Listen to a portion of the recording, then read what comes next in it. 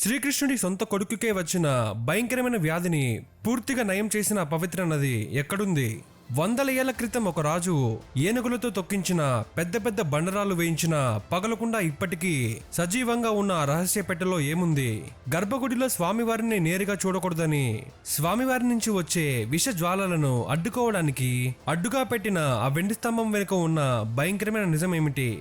రథోత్సవం రోజు ఖచ్చితంగా ఆకాశం నుంచి దిగివచ్చే ఆ గరుడ పక్షి ఎవరికి సంకేతం? సైన్స్ కి కూడా అంతు చిక్కని 7 సజీవ అద్భుతాలు దాగి ఉన్న ఆ దివ్య క్షేత్రమే కుకే సుబ్రహ్మణ్య స్వామి ఆలయం. ఈ రోజు ఆ రహస్యాలు వెనుక ఉన్న అసలైన చరిత్రను తెలుసుకుందాము.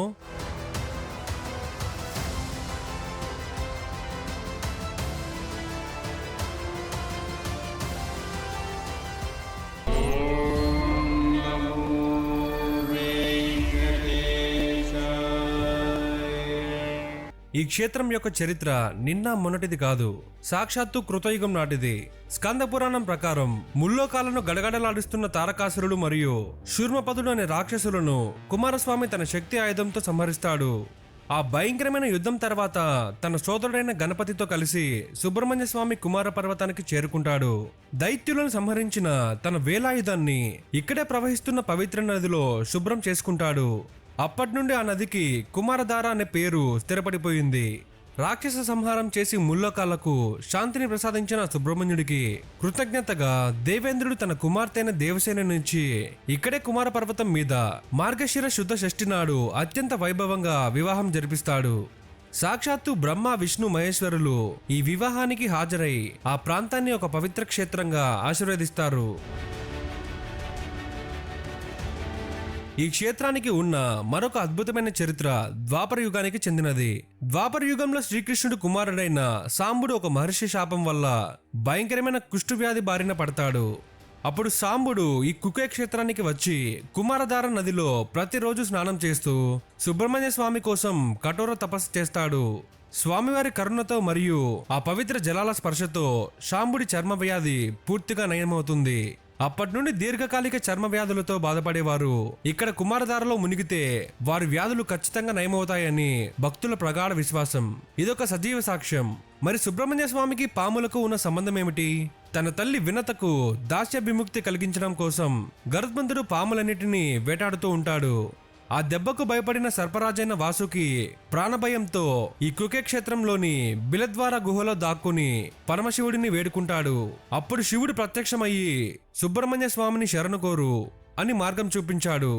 వాసుకి ప్రార్థనకు కరిగిన సుబ్రహ్మణ్య స్వామి తనను ఎవరూ ఏమీ చేయలేరని అభయం ఇచ్చి వాసుకిని తనలో ఐక్యం చేసుకుంటాడు.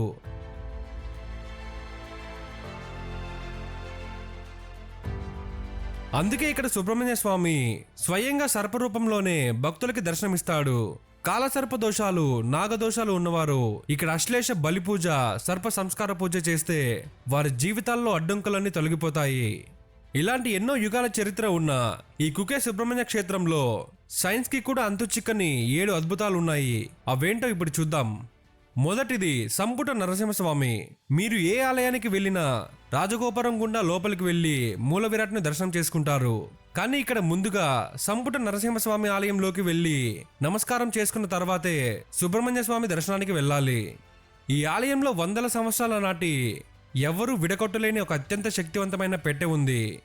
పూర్వం మాధ్వాచార్యులు వారు హిమాలయాలలో వ్యాస మహర్షి వద్దకు వెళ్ళినప్పుడు వ్యాస భగవానులు వారికి 8 శాలిగ్రామాలు, ఒక నరసింహస్వామి శిలను ఇచ్చారు. మధ్వాచార్యులు వారు కుక్కే సుబ్రహ్మణ్య స్వామి ఆలయంలో 6 శాలిగ్రామాలని మరియు ఆ నరసింహశిలని ఆ సంపుటంలో ఉంచి ప్రతిష్ఠించారు. రెండవది బల్లాలరాయి విగ్రహం. గజపతులకు చెందిన బల్లాలరాజు అనే అహంకారి రాజు ఈ అభేద్యమైన పెట్టెను తెరవడానికి ఎన్నోసార్లు ప్రయత్నించాడు. ఏనుగులతో తొక్కించాడు, పెద్ద బండరాలు వేయించాడు, ఎంతో మందితో దీన్ని పగలగొట్టడానికి చూశాడు. కానీ ఎవ్వరూ తెరవలేకపోయారు. ఆ పాపానికి రాజుకు ఒళ్ళంతా మంటలు పుట్టి చనిపోయినంత బాధ కలిగింది. దాంతో తన తప్పు తెలుసుకున్న రాజు కుక్కే మఠాధిపతి దగ్గరికి వెళ్లి క్షమాపణ వేడుకోగా ఆ మంటలు తగ్గిపోయాయి. ఆ మంటల వేడిని చల్లార్చడానికి ప్రతీకగా ఆ గుడి ప్రాంగణంలో ఉన్న బల్లాలరాయి విగ్రహానికి భక్తులు ఇప్పటికీ వెన్న, పత్తి, ఆవాలు సమర్పిస్తూ ఉంటారు.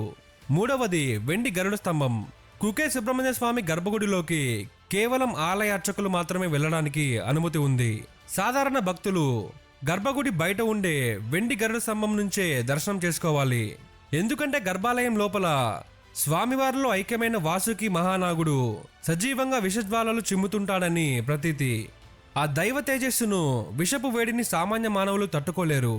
అందుకే ఈ వెండి గరుడ స్తంభం అడ్డుగా నిల్చుకొని ఆ విషాగ్నిని చల్లార్చి భక్తులను కాపాడుతుందని నమ్మకం.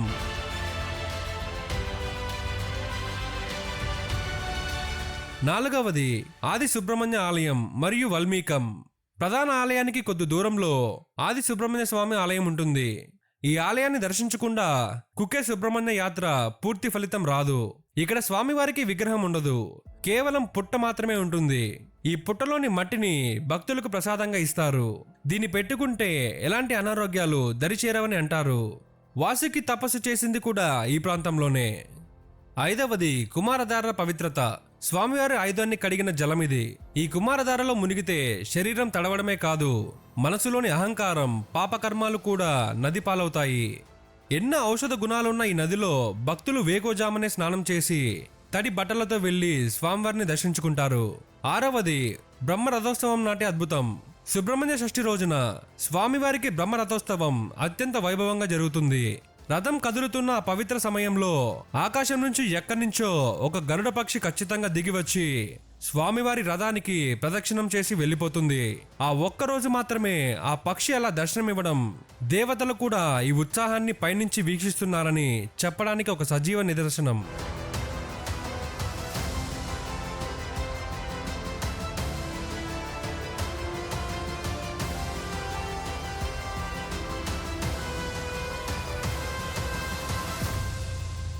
ఏడవది కుమార పర్వతం.